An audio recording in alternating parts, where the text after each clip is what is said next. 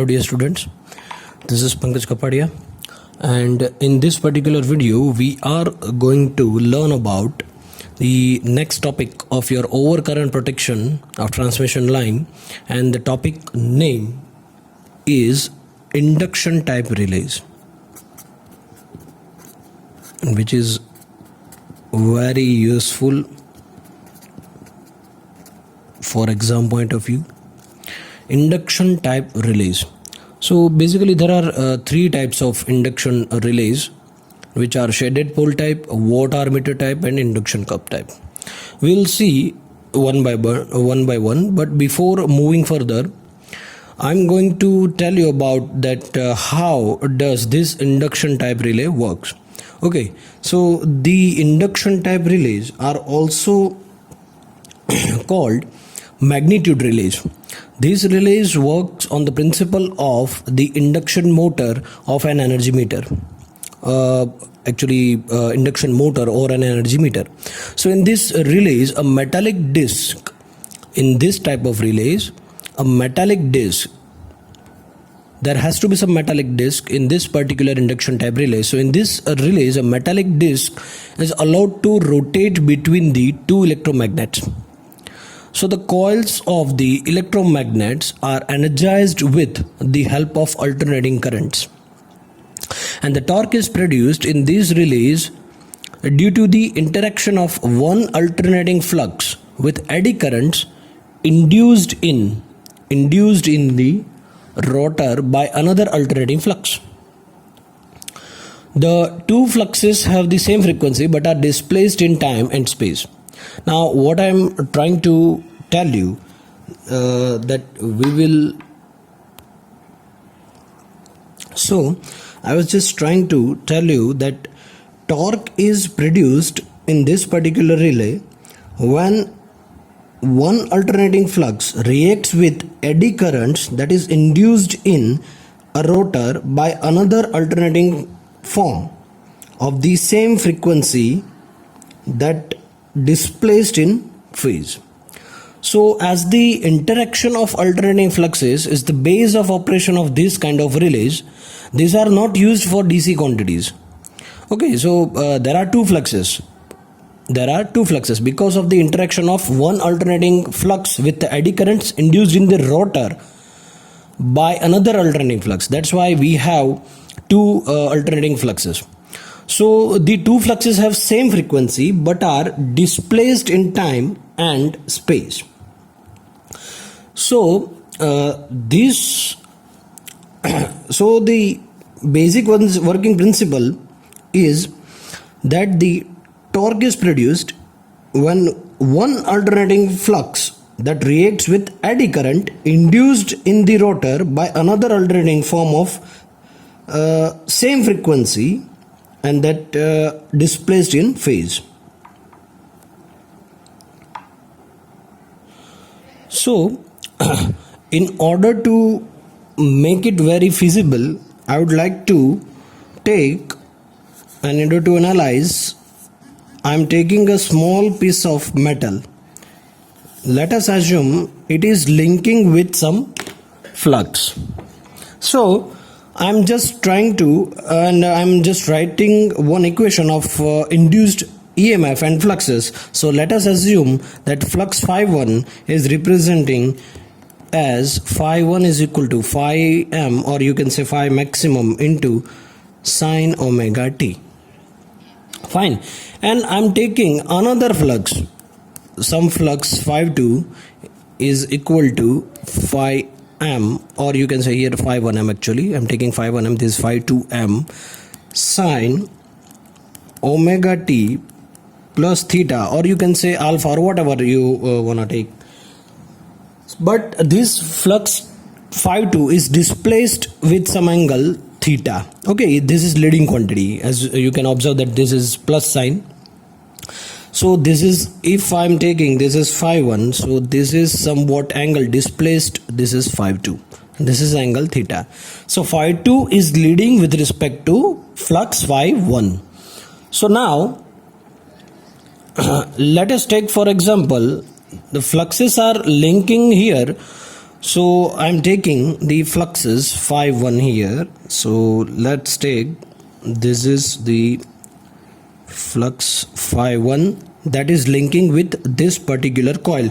So whenever the flux phi 1 is linking with this particular rotor, or because this is time variant actually, so this will automatically induce EMF in this particular rotor as per the transformer actions.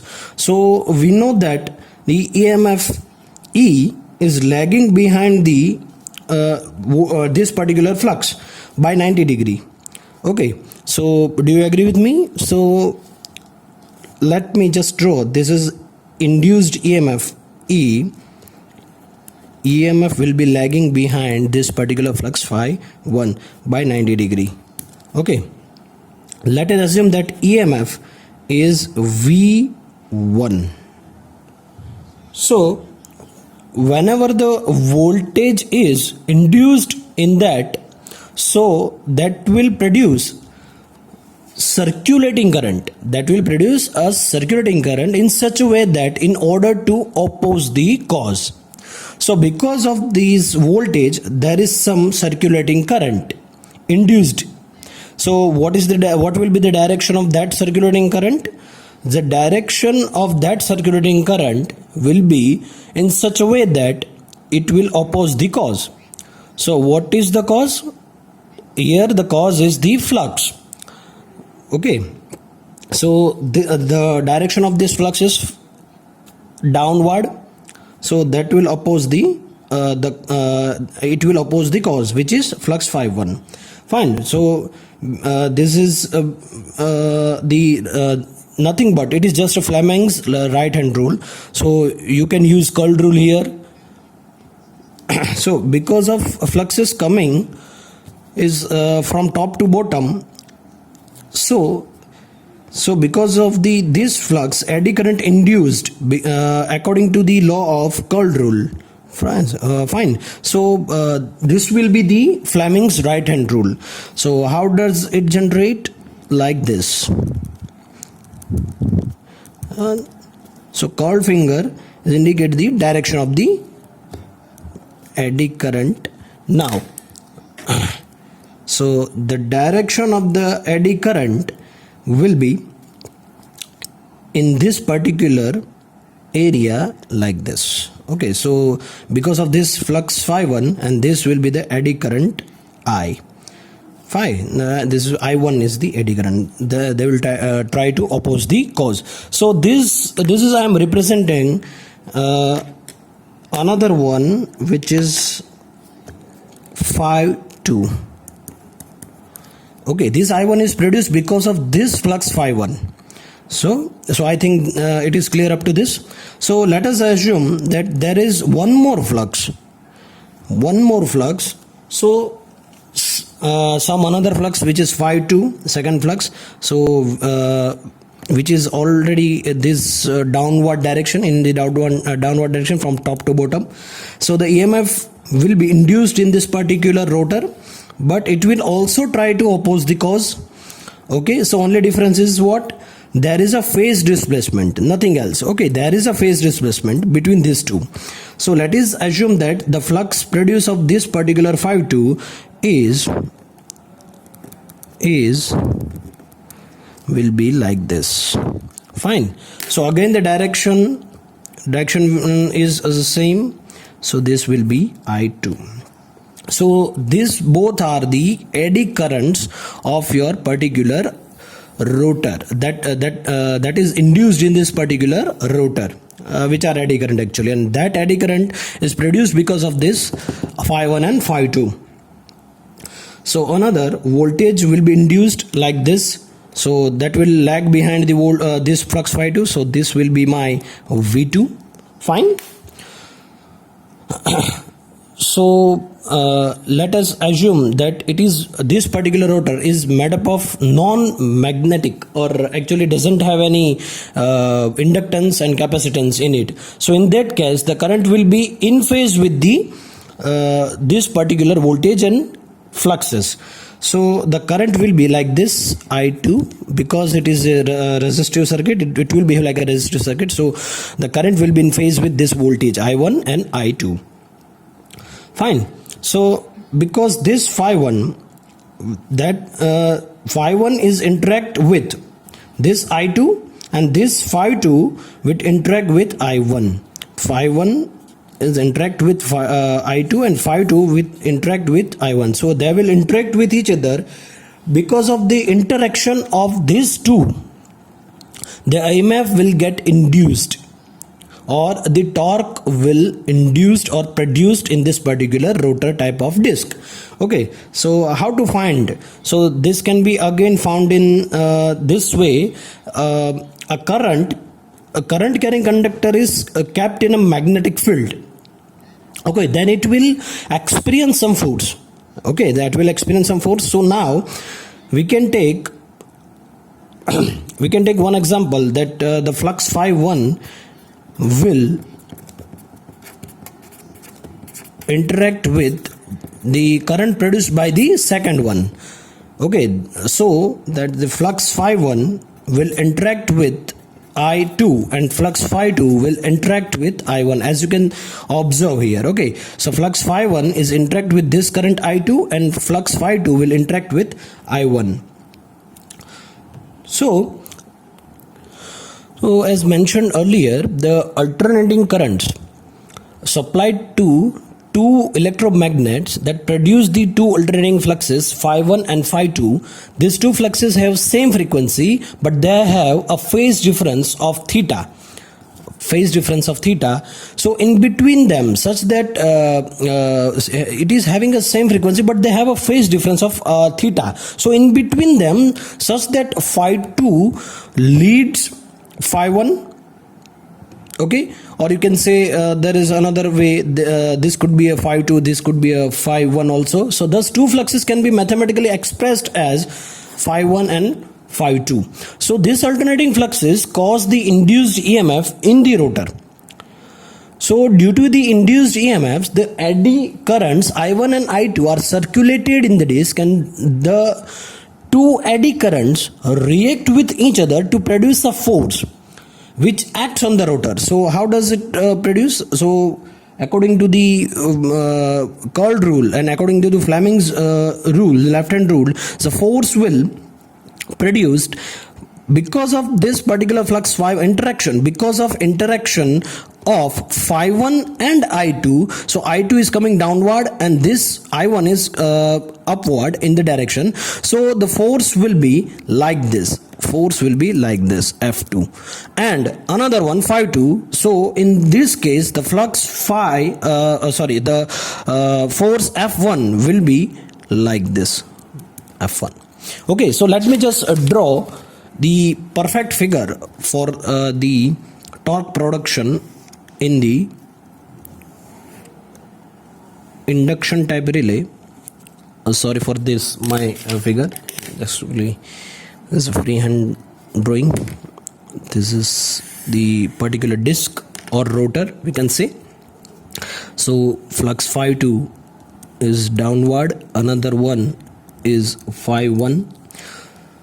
So let me just draw the eddy current which is in circular motion. So this will be my point and this is my eddy current.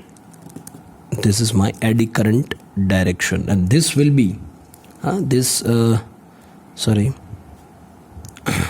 another one.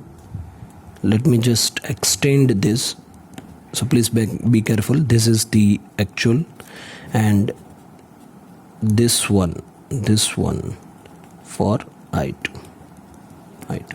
So this is, let me just tell you, this phi2 and phi1 I am considering. This is I2 and this direction in is for I1, and this is the metallic disc that we are using.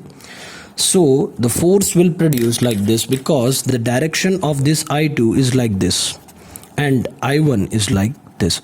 So because of the interaction of phi2 and I1, the force will produce like this, and because of the interaction of phi1 and I2, the force will produce like this. So this one is F1 and this one is F2.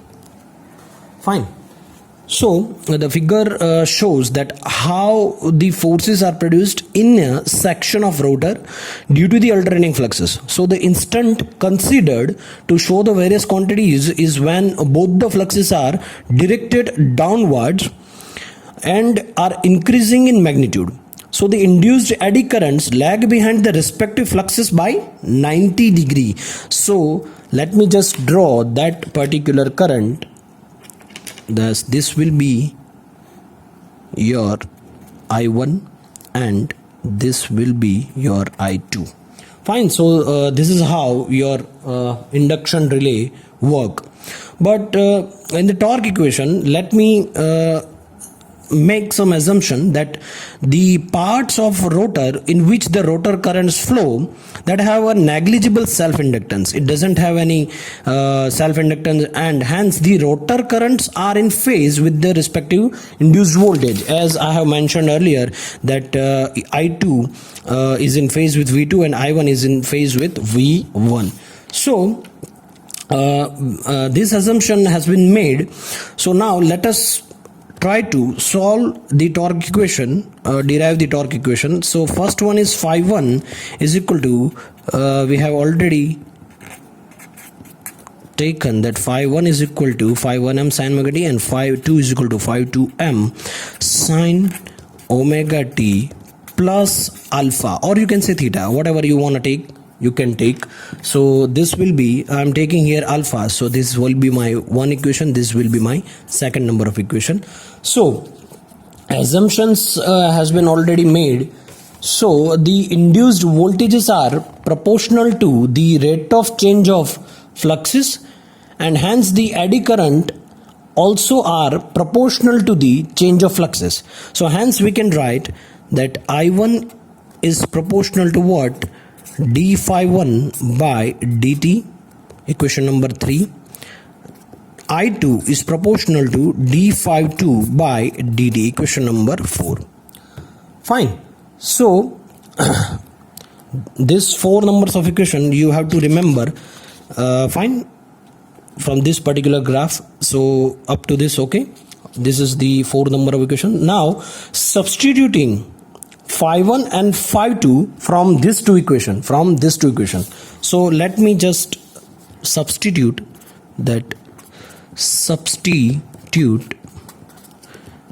phi1 and phi2 from equation 1 and 2, then we get I1 is proportional to d phi by dt, though phi means what? Phi 1m, phi is equal to phi 1m sin omega t. So I am replacing this with phi 1 sin omega t dt.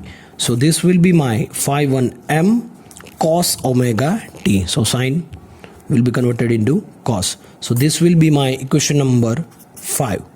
Now let's move further with I2 is proportional to d, and I am here putting phi 2m sin omega t plus alpha, omega t plus alpha, sorry, this will be, so d by dt. So it's proportional to what? Phi 2m cos omega t plus alpha, equation number 6. Fine, equation number 6. Now the forces are produced due to the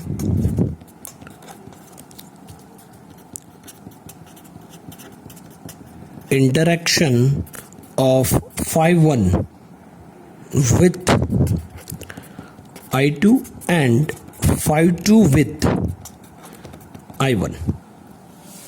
So let me just write this equation that F1 is proportional to what? Because of phi 1 and I2. So that's why I have taken is proportional to this one is phi 2 I1, and this will be your equation number 7, this will be your equation number 8. So I've done nothing here, just I have replaced the equation. So this will be your 8th equation, 7 and 8 equation. Now the directions of F1 and F2 that can be obtained by Fleming's left hand rule. So it can be seen from the figure that the two forces are acting in the opposite direction, as you can see here. This is F1 and this is F2 acting opposite to each other. So and hence net force acting on the disk, net force, because of these two forces are opposite in direction, hence the net force acting on the disk is proportional to the difference between the two forces. So F2 minus F1 I can take. So let's take F is proportional to F2 minus F1. So F is proportional to what? F2 means what? 5 2 into I1 minus 5 1 into I2. So substituting the proportional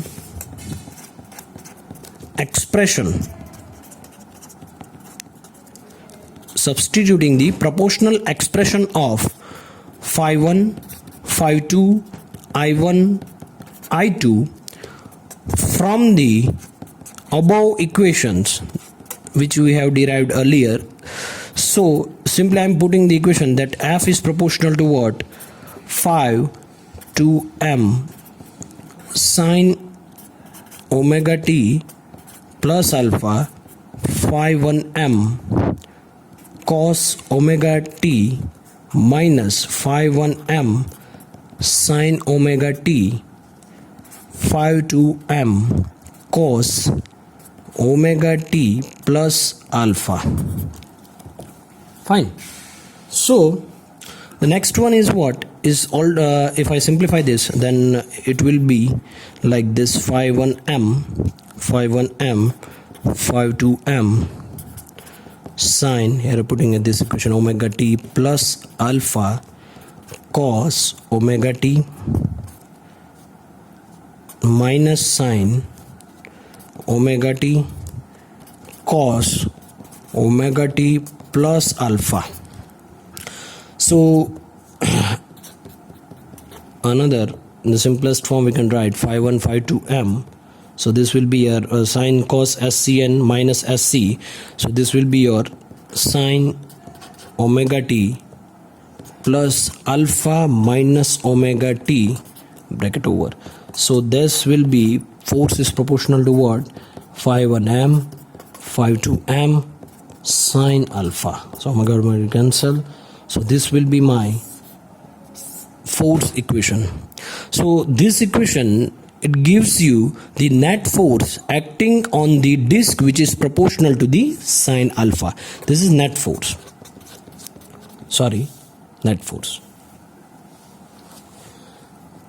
Fine, this is the net force equation.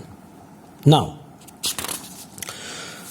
substituting the RMS value, let me just, this particular equation, if I substituting the RMS value of the fluxes instead of maximum values, then we get F is proportional to phi 1 phi 2 sine alpha.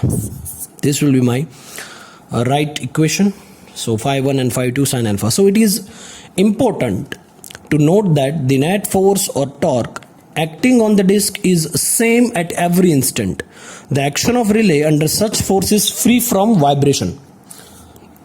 So it can be observed from the equation, particularly this equation, that if alpha is 0, then the net force is also 0 and the disk cannot rotate. So hence there must exist a phase difference between the two fluxes.